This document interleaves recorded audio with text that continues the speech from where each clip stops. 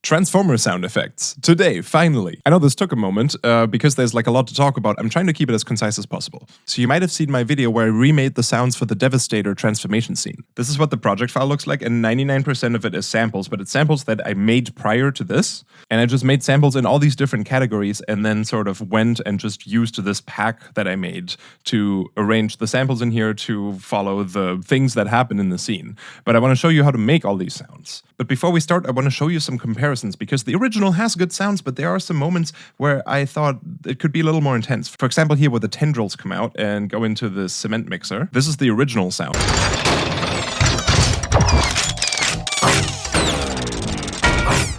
And then this is my remake. And then also in the original, there are some moments where, for example, here you hear this chain rattling in the background. And it kind of keeps going even though the camera cuts to a different angle. It just like keeps playing at the same volume, where I always feel like if the obviously this is a movie, the sounds are not real, the robot is not real, so you can be creative with how you do the sound stuff. Obviously, I've also seen a lot of comments that were talking about how it is like very dry and close up, whereas a more realistic approach would probably sound a little more reverbed out, a little more like mixed into and making it sound a little more natural, as if it's like in a real environment where things might not sound as crisp and clean up to your ear. But then at the same time, you just want to have as much impact on the viewer when they see the scene. So you want the sounds to just be in your face. And I tried to do a more realistic approach at first, and it just lacked the punch that the really dry, intense robot sounds have. So for example, with the chain rattle scene, this was the original. And then this was mine. There's a little bit of synthesis in here where I've made some risers, like on the spot in PhasePlant, for example. Like that little guy. And then this constant background riser, because the original had a similar thing.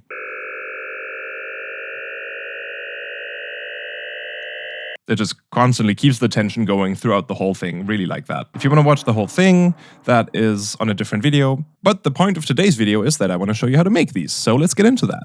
So the slightly easier stuff is things with a lot of randomization.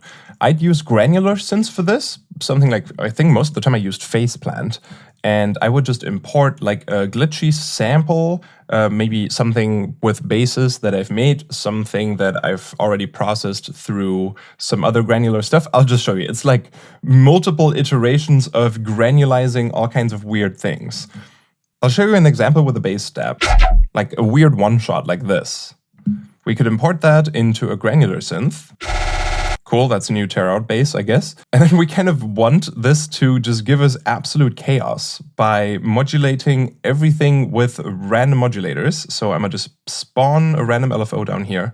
I'll turn the jitter and the smooth up, and I'll link the speed to a macro so we have some control over this. And then we might need this later. I'll right-click this little arrow and say voice mode independent. I will explain in a bit.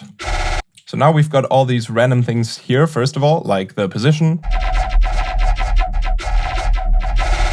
That's cool, the timing, the pitch, the level randomization, the panning randomization, if it should reverse it or not, the grain size. Very important for glitchy stuff, and the grain density. How many grains are playing at the same time. And I'm just gonna go ahead and start putting this on like all of these.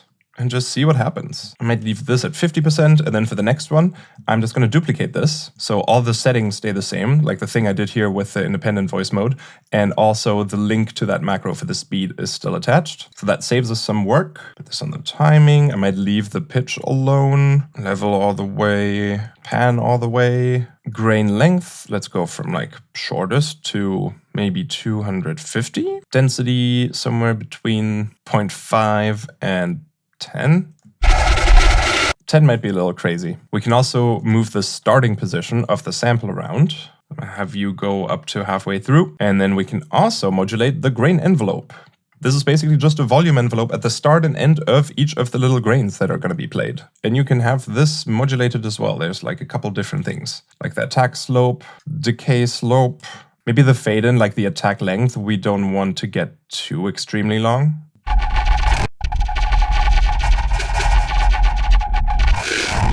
Okay, neat. We have some chaos going on. I actually took the grain size all the way down to 0, and then I'm just modulating it between 0 and 5. Because sometimes it was getting a little too fast. Now we make one more, and maybe we can put this on the semitones so that we also have some random pitch up and down. Now we kind of have a nice chaotic grain maker, and we can import all kinds of different samples into it and see how they do. You can also add some other effects after this, and of course add more random modulation to those effects, like for example a comp filter would be cool. Let's try that. This is just my personal comp filter that I've made, where it's a bunch of comp filters in a row that you can just all turn up one after the other with macros, and then this is just the frequency, and this switches between plus and minus. So you kind of get the idea. So let's also randomly modulate you, maybe with a bipolar one on the amount. So it has a 50% chance of being off and a 50% chance of being on somewhere within this range. And then maybe another one that does a little bit for the frequency. Oh, and we ran out of space for this macro. So instead what we can do is we can have this macro with its last slot actually move this macro. And now this macro can take care of the speed of these LFOs for us.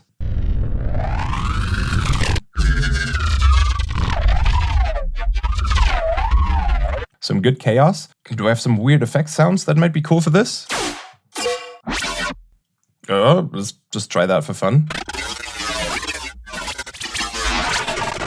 That does sound transformery. It's a little fast and fluttery, so we could try and play with the grain length. Maybe it shouldn't be as short at any given moment.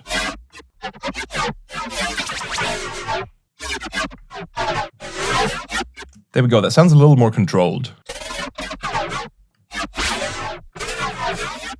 Actually, these kind of tear out one-shots kind of work well. I just gotta make sure this position slider doesn't like go into the silence area all the time. But we're missing some impact and fatness, so that's where possibly a fat rack would come in, and maybe a transient shaper, something like stab. I'm gonna put one before this, and then maybe... this is already pretty intense. I don't want to put another one after this. Maybe we can put a limiter after this. So it's a little more controlled. This still is not intense enough for me. I'm gonna add multi-band compression in here, and then I'm gonna add another one here, and another one after. Nice, that's a little bit better. Good chaotic sounds. If it gets too compressed sounding and it's like too much the same volume all the time and you want some more dynamics, just maybe add in another stab or another transient shaper. And then also on my Patreon, you can find in the VR Ableton Racks 2025, there are some of these chaos racks, which are basically just taking Ableton stock effects and then modulating their parameters with random LFOs, similar to what I just did in PhasePlant, but just with Ableton stuff. So those can also add more glitchy goodness to the whole chain. One of my favorites is the Chaos Vocoder, because Vocoder is going to add some bubbliness to us, which kind of also sounds like, if the sound's kind of metallic, it adds this liquidness to it, so it kind of sounds like metal that's morphing and shape-shifting. So I think that's a perfect flavor for transformer sounds.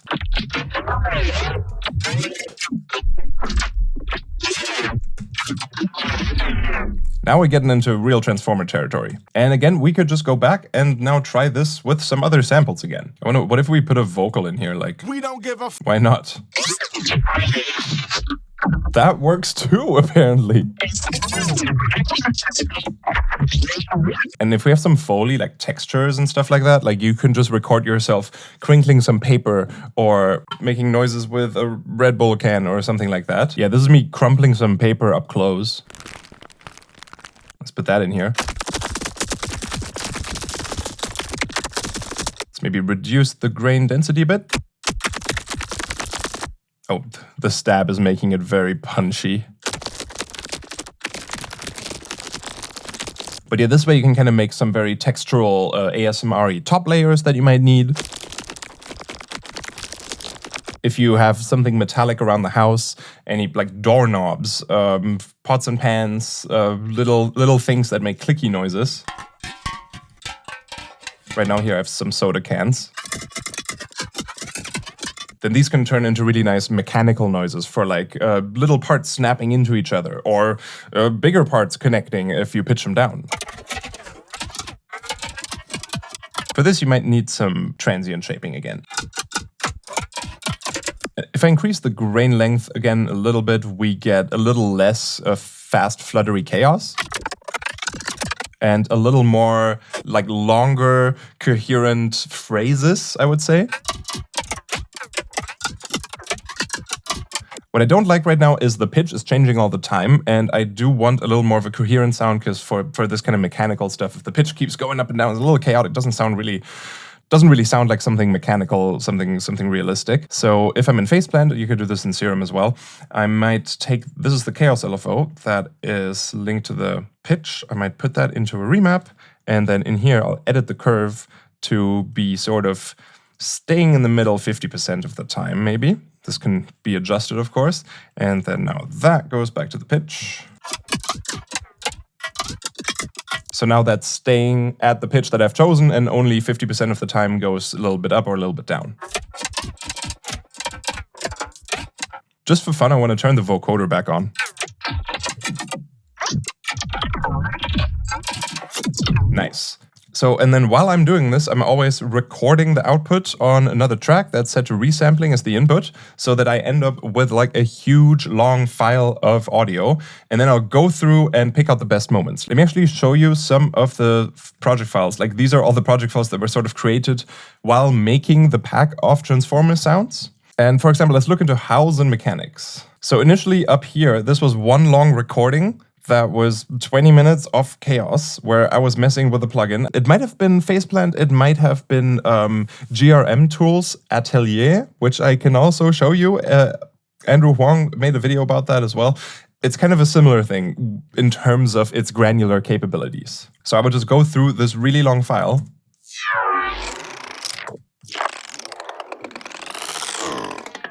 So these are like looping grains, or looping, it's like a sample looping and it's pitching it up and down. And then every once in a while a comp filter comes in and made a sound like that. And then I'd be like, okay, I like that, I kind of want to keep that. That was like another cool one. Here we have some like mechanic clicking. I'll show you that plugin as well, because it's a little more intense, but I just wanted to show you my workflow with this first. And then on the track with the ones that I've picked, there's a little more processing. Like, I have a FabFilter Pro Q just to de-harsh things and take out some very intense resonances that sometimes come up. There's a stab for more punchiness. There's a little EQ. The whole thing was a little too stereo wide, so I reduced the stereo width a little bit, and then there's a limiter for safety. This was a happy accident with a comp filter, for example. Another good one. This is a PhasePlant preset I made some time ago, which does the same thing. You see all these random modulations down here. You have some controls over here. There's a little more detail. You can like turn off the pitch modulation. There's some extra effects that you can turn on or off. You can adjust like a randomization of the speed of the randomization up here, multiple levels, and adjust like the max density and max length of the grains. And then this is just for you to grab samples, throw in here, hold a key, record the output for a couple minutes, and find some gold.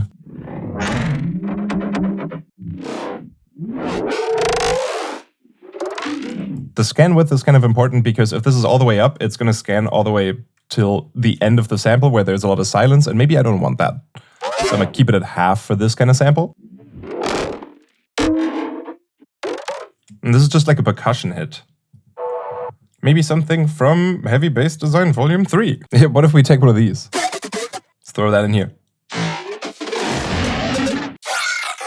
Obviously, the key that you play is also going to change the main pitch of the sample, so you can play around with that as well. This one could have the scan width all the way up. I'm going to change the max density. And then max length for more like really intense grainy stuff.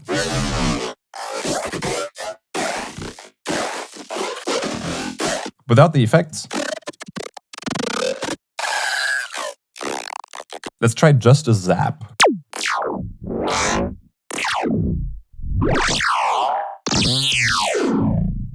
Damn.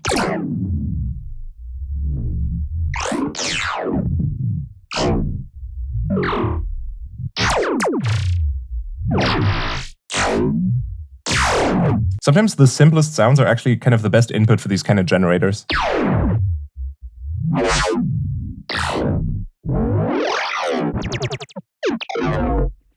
And I told you earlier to, when you create these random LFOs, to set this voice mode to independent. That's because if you now have this all set up, you could set the global unison to 2 voices with the spread all the way up, and then you basically have one node playing on the left channel and one on the right, and they're both getting completely different randomized values for all this stuff. Which is pretty neat. Just for absolute stereo chaos, if you want that.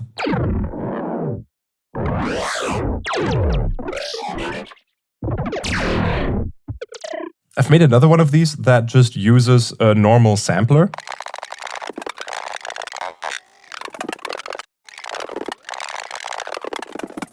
I think I showed this one in my PhasePlant sound design video. Works the same way, there's no effects on this, but you could go ham on that.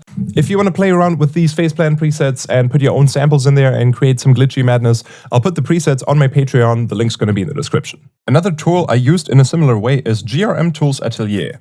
This is sort of a similar thing. We have a sample playback we can modify, we have some waveform generation, comp filters, bandpass filters, or just filters in general, some kind of pitch shifting, time stretching, delay things, and some gain control and a visualizer. The nice thing here is kind of similar to PhasePlant. We can have random modulators down here, like this thing. And whatever we attach this to, like if we attach this to multiple things, they're all going to get a different random curve. So you can very quickly create very chaotic sounds. So we've got the clanking soda cans here. And I can attach this, for example, to the pitch. Or the starting position.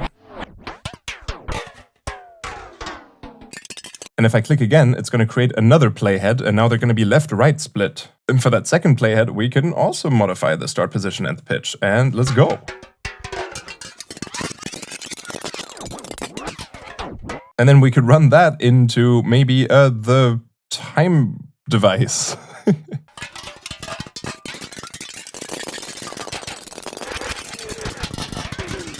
And then in there, we can also modulate things. So let's attach this to the delay time. We can control lengths and stuff here.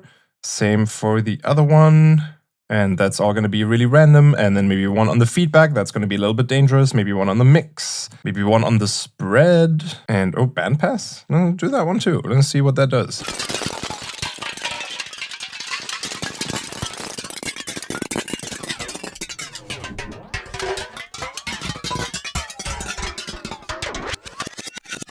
So you can kind of tell this goes into the same direction. So here's an example of something that I built with it. There's just one modulator down here, but we've got comp filters, we got the time thing, we got the pitch thing, and I put the soda cans into it again. I should probably put a limiter at the end. And then we can do some similar processing again, where maybe we put a fat rack on there to make everything a little louder. That should already kind of be enough to give us some cool stuff.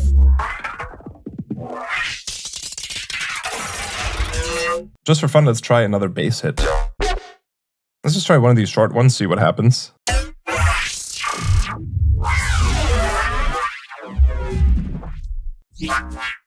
That is pretty intense. I also had 4 playheads playing at the same time. If we just turn one on, it's going to be a little less intense.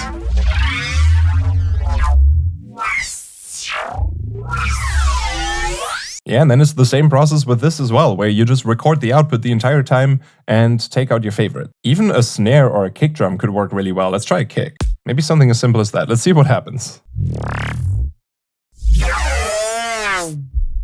Damn. I think some of the screams also come from the delay times being really short and then the feedback being modulated up. So it's a bit noisy. It could probably profit from a transient shaper.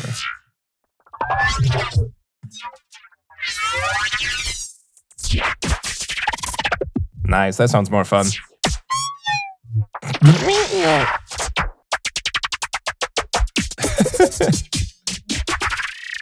Some of these sound hilarious. Oh yeah, and we can obviously also change the speed of all this random modulation to really slow or really fast.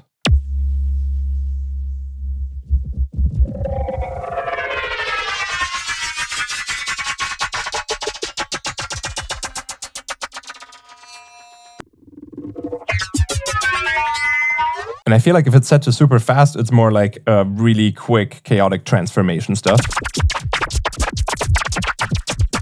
Which might also work better with stuff that has a little more low end. So just for fun, I'm going to try one more bass stab. That one could be interesting. Yay, complete chaos.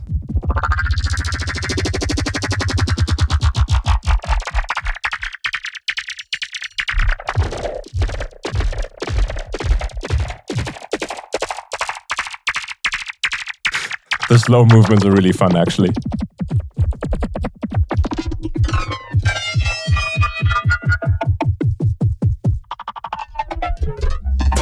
I could listen to this for so long. I'm so sorry. So yeah, a lot of good stuff in there. For these pneumatic samples that kind of sound like air, I'd actually just take crash samples and put them into Serum Spectral Oscillator. And then slow down the scan rate, add a high pass and some noise. And then I'd like move up the detune or some other warp mode here in Spectral. And then that was basically it. And then just making variations of that and playing around with the different settings. Maybe add some reverb or something. The lasers were mostly hand-built, where I would just do that in Serum or some other synth. And you just start with an envelope on the pitch, and it just goes down from really high to really low. And then you go from there. Start adding detune, effects, other waveforms, distortion, processing. You can just go crazy. You could even build your own laser randomizer if you wanted to. Like, just attach different things to macros, maybe like the length of the envelope, the detune, the wavetable position, the effects choice, comp filters, and their resonance and their cutoff. So you can really play around with that and make some interesting variations of lasers very quickly. The Fly-Bys were done in a similar fashion as the cymbals. Some of these were happy accidents from the Granular sessions. But a lot of these are either tonal elements or noisy elements like cymbals, crashes, but also all kinds of other stuff put into Spectral Oscillator and then just automating the volume to go like up and down, kind of with a curve like this, like kind of like that. And then at the same time, taking the pitch and going down with the pitch as soon as we've reached the peak. That kind of works with almost everything. Like I think we can even do that with a snare. I'll just freeze it. Oh, we still have the laser automation. I'm just going to freeze it like here at this point. Nice. And then let's put you on the volume. Cool. And then we just need another one on the pitch. Oh, you got to be the same speed. Pretty much that.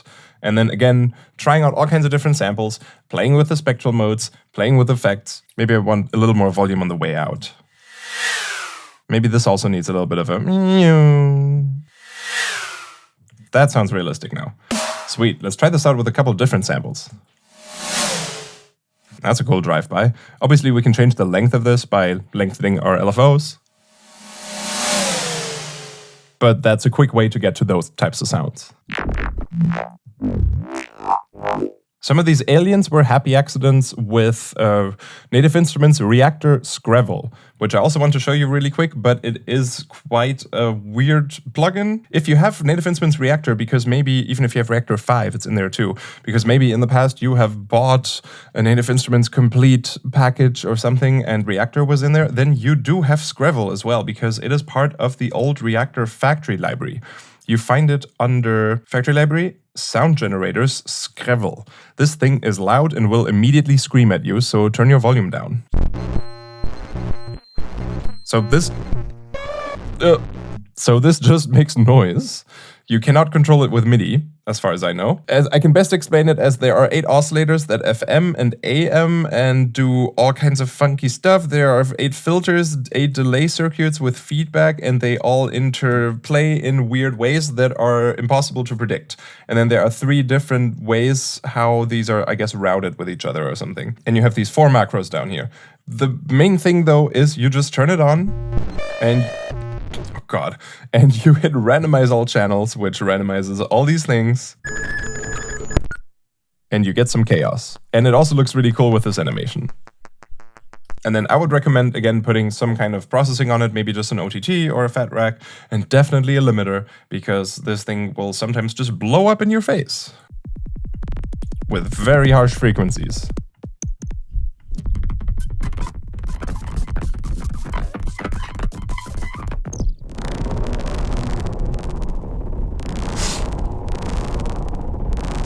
If you play around with this a little bit, you can definitely make some sudden death type ambiences.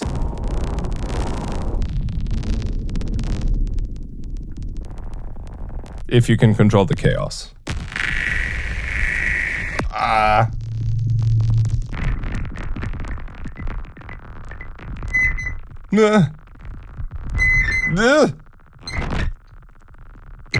Help. Can we control your screechiness? Maybe with the feedback here? Yep, that's what's doing it. I'm gonna bring that down. Out of these 3 modes, the subtotal one is a little more chill. Oh, that's cool. So I can definitely see the use of this for cinematic stuff or horror movies.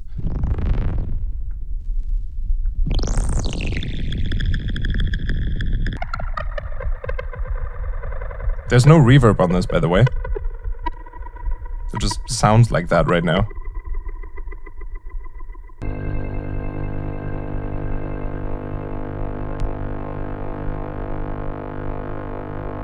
Oh, that's kind of a cool Atmo.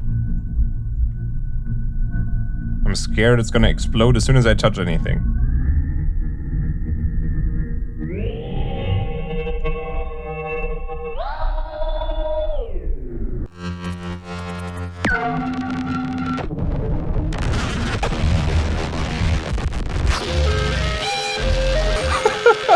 Lobotomy sounds. The visual looks sick though.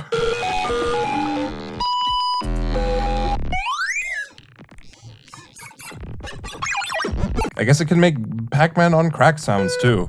Oop, what was that? Beep, do it. Do it.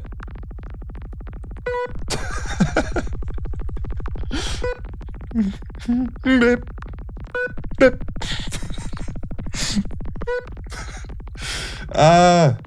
Why am I so entertained by this? I have spent many nights just with this plugin until my brain was completely melted.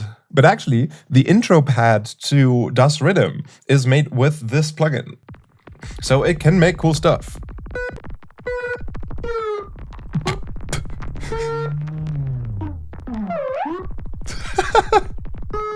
Can I make it more goofy? Ooh. But yeah, this can make a good noise generator to then put through those chaos random like effect racks again. Like let's just for fun try chaos grain delay, the chaos neurofilter mid-side split, and the chaos vocoder. And if you change some of these, sometimes in between them some volume gets lost, so I just put like a multiband compression between each of these sometimes. And let's see what happens.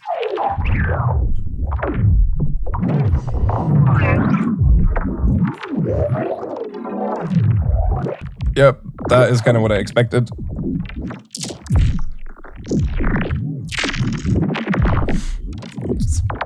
Let's add some buzz from the fat rack for bonus crunch.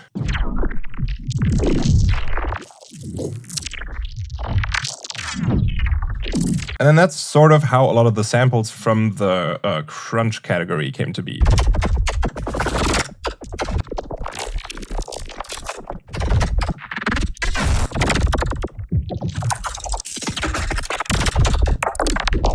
Again, some stab for transient shaping to make him a little more impactful. Some EQing, maybe take out some mud, add a little more sub for more impact. But basically this workflow.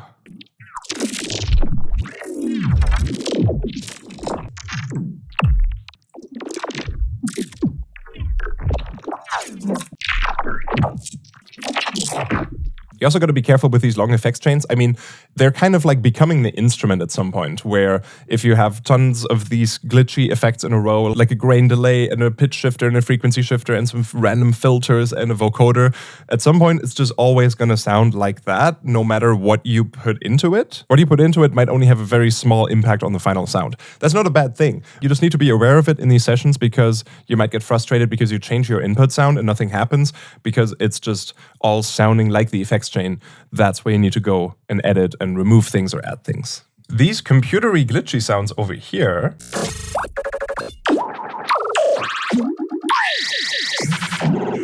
are actually pretty easy to make if you've already created some longer chaotic samples from the Granular sessions. So I'm just going to take something from the transform folder long, which is from those Granular sessions. Just like a lot of chaotic stuff happening. And then if we take one of those and use Ableton's beats warp mode on transients, and either on the back and forth loop or the forward loop mode, and just stretch this by ×2, then we already, between each of these detected transients, get some kind of automatic looping, which sounds very glitchy. Sometimes Ableton might not detect enough transients, and we can just double click up here to add our own warp markers, which count as detected transients sort of for this warp mode. So right now this sounds like this. And if I add in a few more of these points here, we might get a few more faster loops. Nice. Let's try this with a different sample. And then on forward loop, we could also not just stretch it by ×2, but also pitch it up a little bit. That way the looping effect gets even more intense because it's looping it faster.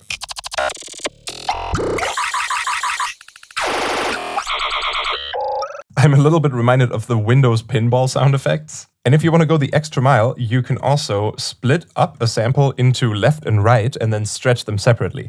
Because these transients that are detected are obviously just for both channels together. So these loops are always going to happen to left and right at the same time. But in this sample here, there's stuff happening on the left channel here and on the right channel here that's not happening on the left. So if we split this up into left and right, the transient detection might be different for each of them. So we just put a utility on this and duplicate it.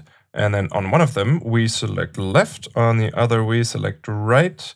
Then we bounce these tracks in place. Let's pan this track to the left, pan this track to the right. Yep, sounds correct. And then let's stretch it again on beats mode, ×2, and I'll give it +6 so that it's a little more intense. Same here, beats mode, forward, ×2, +6. And now this might sound a little more interesting.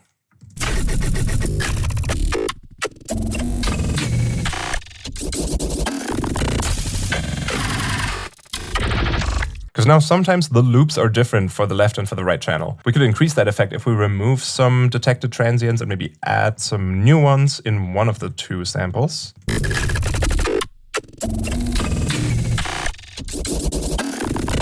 That creates even more chaotic stereo width, which can be cool sometimes. And if you pitch this even higher, it just becomes more and more computery sounding.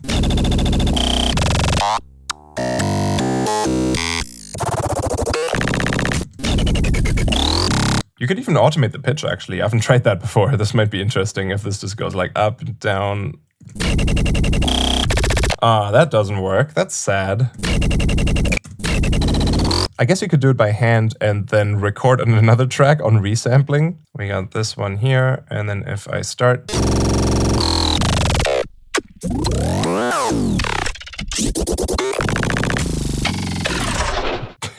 in case you want to do that. So yeah, this is how 99% of the sounds from that pack were made. A lot of times I would just do that granular madness and make a really long file, and then I'd sort of sort them into different categories. That's sort of where the sweeps category, the metal, the howls kind of come from, or the impacts, or maybe even some of the lasers, because sometimes that granular chaos would just create a sound that kind of sounded like a laser, so I'd take that out and just export that into the laser folder.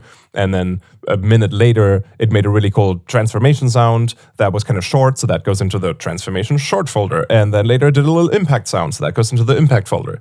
So it might even be that in one session you make a bunch of sounds that go into different categories. At least that's how my workflow with this kind of stuff works. I think we can finish this off by making a cool laser from scratch in Serum, and then I'll put that preset on Patreon as well. So let's see, let's start with an LFO on the coarse pitch at maximum range. And I'm using an LFO instead of an envelope because I want to have a little more control over the shape.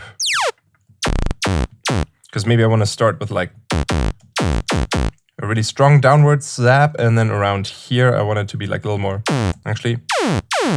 So adjust the volume envelope, and maybe I'm just going to use the built-in filter in the warp modes to kind of make it a little more plucky. I might layer this with a sine wave that is just going to get an envelope on the pitch just for like the initial impact zap. I need you to start a little bit higher. I also need this one to start a little bit higher. Okay, cool, that's a little bit better. Now let's turn up the unison on the saw wave and turn down the random phase. That's a lot more interesting.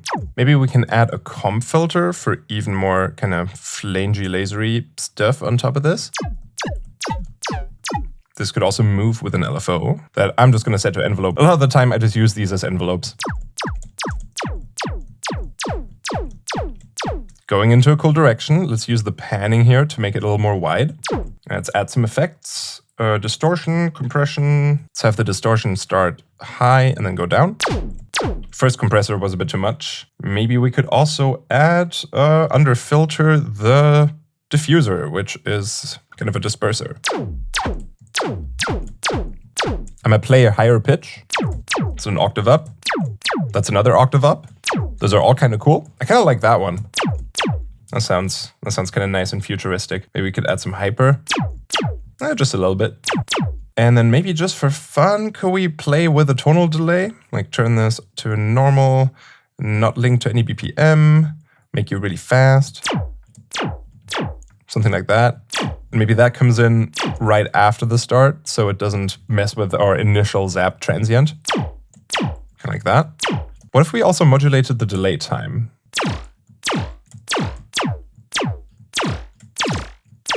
That's kind of cool. I kind of like that. On ping pong, I think that's even cooler. It's a very wet laser. Modulating in the other direction is going to give us more of a downwards. It can add a little bit of texture to the whole thing. I kind of really like this. Even though I know it's very long. Actually, slowing down the delay time gave a really cool effect. It's kind of like a cool trail to it now. I wonder if we could do something fun with the boat effect on this. Oh yeah, the blur, definitely.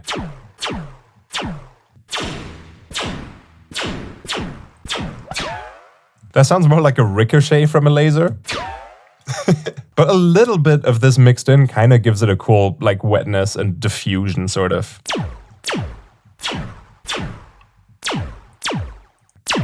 Nice, and now we've made a somewhat high quality laser sound in Serum with some fun effects on it. Obviously, you can do a ton of different stuff. There's so many cool filters. You could do it with you could do something with a phaser. You could try the reverb filter. That's gonna like create some interesting smear. Obviously, all kinds of different waveforms. The detune here is also doing a lot. So that's really changing the sound. That's cool too. The pitch of the comp filter, how much is being modulated upwards would also work. That's kind of cool. I'm gonna save that. I'm gonna save the other one too for you. Sweet, we've made some transformer sounds. I hope this was helpful and informative. And if you want the presets from today, you can find them on my Patreon, the link below. And there you can also find the sample pack that I used to recreate the transformer sequence and that I've been referencing in today's video. So have fun with the presets and everybody have a good day and make some transformer noises. And let me know if you also decide to make a remake of this kind of stuff, like a scene from a movie where you make some spaceship sounds or transformer noises. Just like send me a DM on Instagram or drop me a comment on my Patreon on the post because I'd love to check it out. All right, bye-bye.